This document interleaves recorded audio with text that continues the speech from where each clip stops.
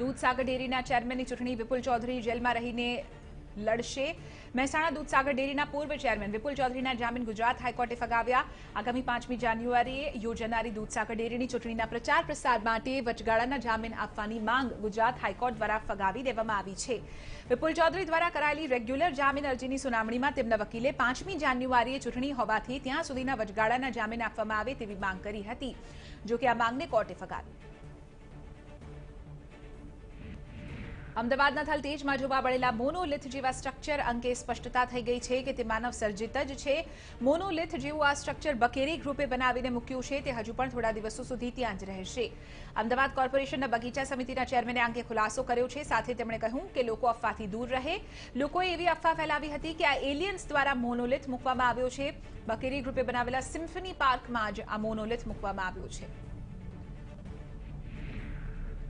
અમદાવાદમાં હત્યાની વધુ એક ઘટના બની। શહેરના વસ્ત્રાલ વિસ્તારમાં હત્યારાઓએ રૂપિયાની લેતી દેતી મામલે 6 રાઉન્ડ ફાયરિંગ કરી યુવાનની હત્યા કરી।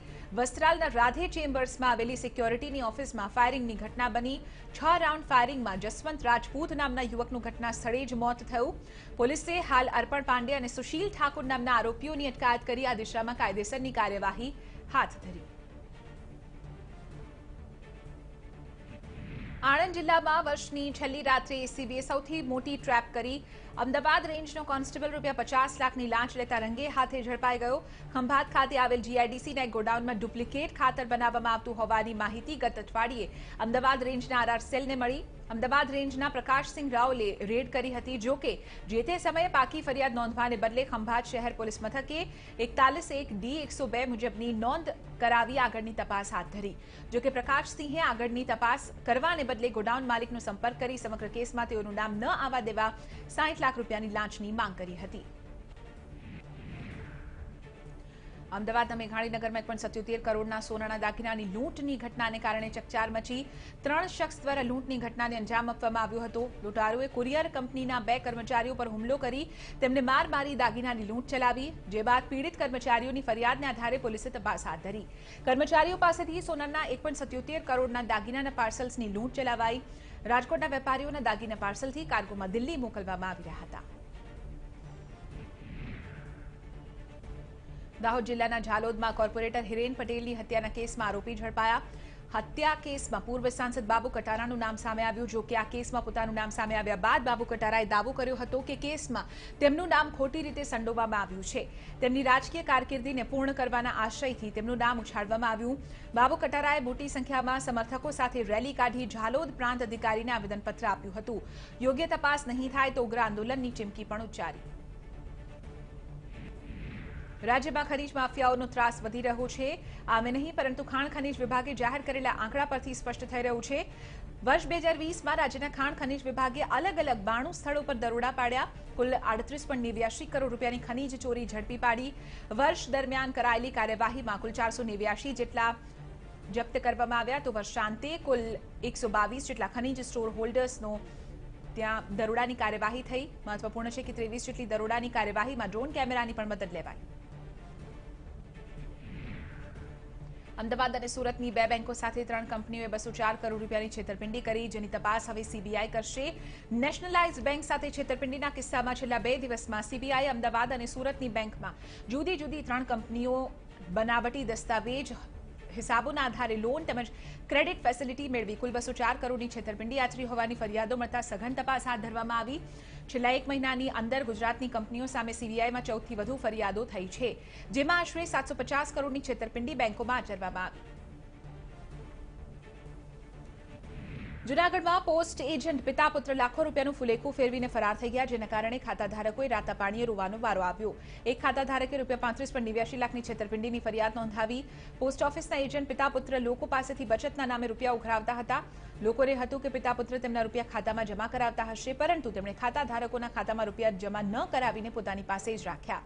લોકોને વિશ્વાસ બેસે એટલા માટે આ શખ્સોએ નકલી પાસબુક પણ પધરાવી હતી।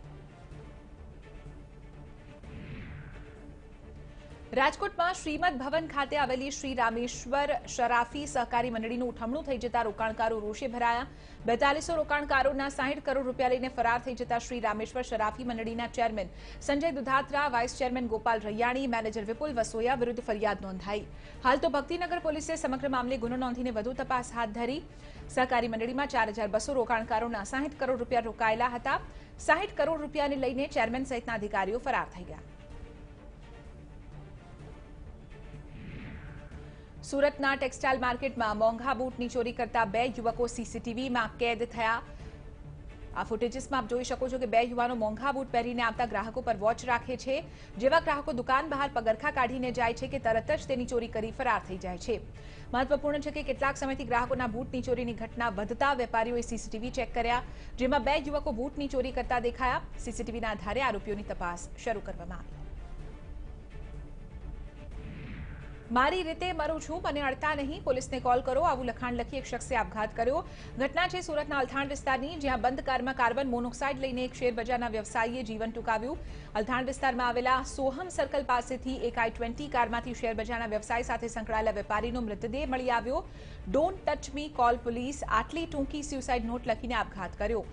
બંધ કારમાંથી મૃતદેહ મળી આવ્યો। મહેસાણામાં ગઈકાલે યુવકની છરી મારીને કરાયેલી હત્યાના કેસમાં નવો ખુલાસો થયો। મૃતકના મિત્રના મોટા ભાઈએ હત્યા કરી હોવાની ફરિયાદ કરાઈ। મૃતક સાથે નાના ભાઈની મિત્રતા મોટા ભાઈને નહોતી પસંદ। 18 વર્ષીય કરણ ઉર્ફે રોહન રાજેશભાઈ સોલંકીની ગતરોજ થઈ હતી હત્યા। પોલીસે ઝાલા પોપટસિંહ અને અન્ય 2 મળીને કુલ 3 વિરુદ્ધ હત્યાનો ગુનો નોંધ્યો। વડોદરાના વાઘોડિયામાં 31 ડિસેમ્બરની રાત્રે દારૂની મહેફિલ માણતા નબીરા ઝડપાયા। ઓર્બિટ 99 બંગલોઝમાં પાર્ટીનું આયોજન થયું હતું। મ્યુઝિક સિસ્ટમ સાથે નાચગાન કરી દારૂની મહેફિલ તેઓ માણી રહ્યા હતા। 6 યુવકો સહિત 3 યુવતીઓએ મહેફિલ કરી। વાઘોડિયા પોલીસે રેડ કરી નબીરાઓની પાર્ટીના રંગમાં ભંગ પાડ્યો।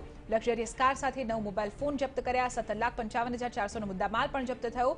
પોલીસ રેડ દરમિયાન 4 ઊંચી બ્રાન્ડની શરાબની બોટલ્સ પણ કબજે થઈ। ઝડપાયેલા તમામ નબીરાઓ વડોદરા શહેરના રહેવાસી।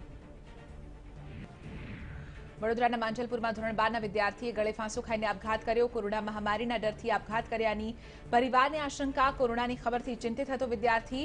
કોરોના મહામારીના અહેવાલ જોઈને ડિપ્રેશનમાં રહેતો હોવાનો પરિવારનો દાવો। 3 જાન્યુઆરીએ મૃતક વિદ્યાર્થીનો હતો જન્મદિવસ। જન્મદિવસે પહેરવાની ટી-શર્ટ પહેરીને વિદ્યાર્થીએ આપઘાત કર્યો। સમગ્ર મામલે માંજલપુર પોલીસે તપાસ હાથ ધરી।